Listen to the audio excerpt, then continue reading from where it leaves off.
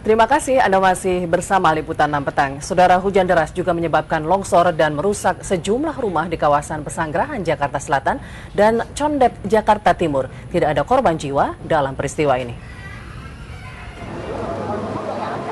Sebanyak 4 rumah rusak akibat longsor di Jalan Inspeksi Kali Pesanggerahan, Jakarta Selatan. Menurut warga, longsor terjadi saat hujan deras mengguyur kawasan ibu kota Rabu dini hari. Diawali suara keras, tiba-tiba sebagian bangunan dari 4 rumah ambruk. Lokasi longsor sudah diberi garis polisi agar warga tidak ada yang memasuki lokasi kejadian. Sebuah alat berat juga digunakan untuk membuat turap. Yang ada pun kabut itu di longsor, dia turun, goyang, saya trauma, saya bangunin semua, istri saya, keluarga saya semua, saya keluar. Longsor juga terjadi di Condet, Balekambang, Jakarta Timur dan menimpa 3 rumah warga. Bukan hanya itu, sejumlah rumah dan jalan di sekitar pusat longsoran retak-retak.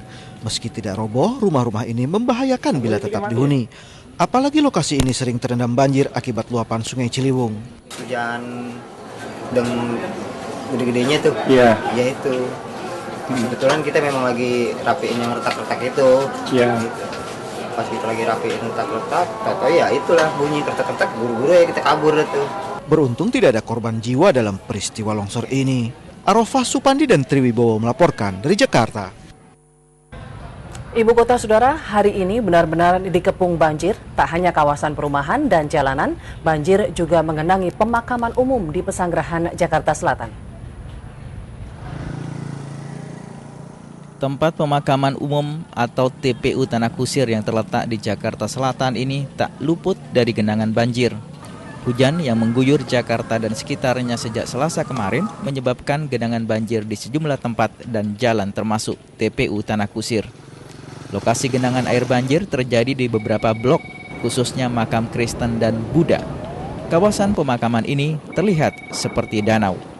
Salah seorang warga yang sedang berduka dan ingin mengebumikan keluarganya yang meninggal dunia terpaksa menyewa pompa mesin. Menurut Budi, salah seorang penggali kuburan, lubang yang sudah digali harus disedot airnya dengan pompa mesin agar jenazah bisa masuk ke liang lahat. Disedot pakai mesin, jadi dibuang terus, yang nggak dimati-matiin mesinnya. Itu ketinggian air dalam tinggi banget atau gimana? Tinggi juga. Tinggi juga. Ya ukuran semeteran lah. Banjir yang merendam ratusan kawasan di TPU Tanah Kusir ini bukan kali pertama terjadi. Posisi makam yang terendam umumnya berada di bantaran aliran Kali Pesanggerahan. Selain karena curah hujan tinggi, banjir kiriman dari Bogor, Jawa Barat juga menjadi penyebabnya. Arofah Supandi melaporkan dari Jakarta. Saudara, kompleks dosen IKIP di Jati Kramat, Bekasi, Jawa Barat hingga sore ini masih terendam banjir. Meski bantuan makanan terus mengalir, korban banjir masih kelaparan karena makanan yang diberikan ternyata tidak dapat langsung dikonsumsi. Berikut laporan Maria Aneke dari Jati Kramat, Bekasi. Ya, saudara, saat ini komplek dosen IKIP di Pondok Gede, Bekasi masih terendam air banjir dengan ketinggian yang beragam, mulai dari 30 cm hingga mencapai 1,5 meter. Sekitar 90% dari total 270 kepala keluarga yang berada di komplek ini masih terendam banjir. Dan sebagian dari mereka memang mencoba untuk bertahan di lantai 2 rumah mereka dan memilih untuk berada di sana dan menunggu makanan yang datang daripada pergi ke tempat pengungsian, yaitu di Masjid At-Taqwa yang berada di dalam komplek ini.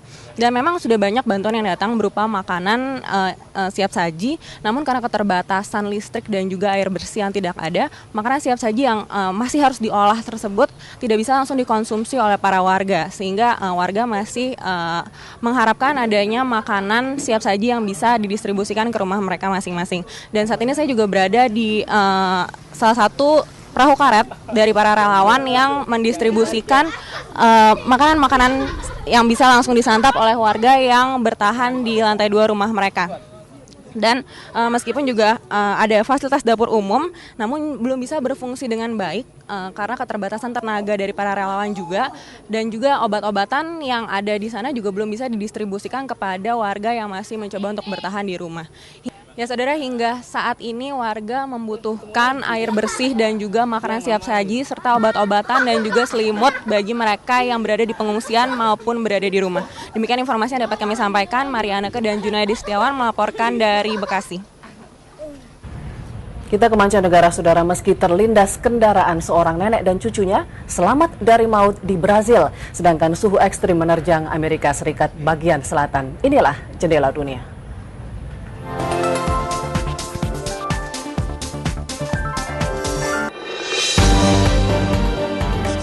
Sebuah truk menghantam jembatan penyeberangan di Rio de Janeiro, Brazil hingga ambruk. 3 kendaraan dan sebuah sepeda motor tertimpa rangka jembatan. 4 orang tewas dalam peristiwa ini. Diduga bodi kendaraan besar itu terlalu tinggi hingga tak dapat melewati kolong jembatan penyeberangan dengan lancar. Masih dari Brasil, seorang nenek dan cucu laki-lakinya yang berusia 5 tahun menyita perhatian dunia. Keduanya menjadi korban kecelakaan, yaitu terlindas kendaraan. Dalam rekaman yang beredar di internet itu, keduanya selamat dan hanya menderita cedera ringan. Sebuah mobil terseret derasnya arus banjir di El Chapare, Bolivia. Sungai-sungai di negeri di Amerika Selatan ini meluap karena hujan deras yang terus turun.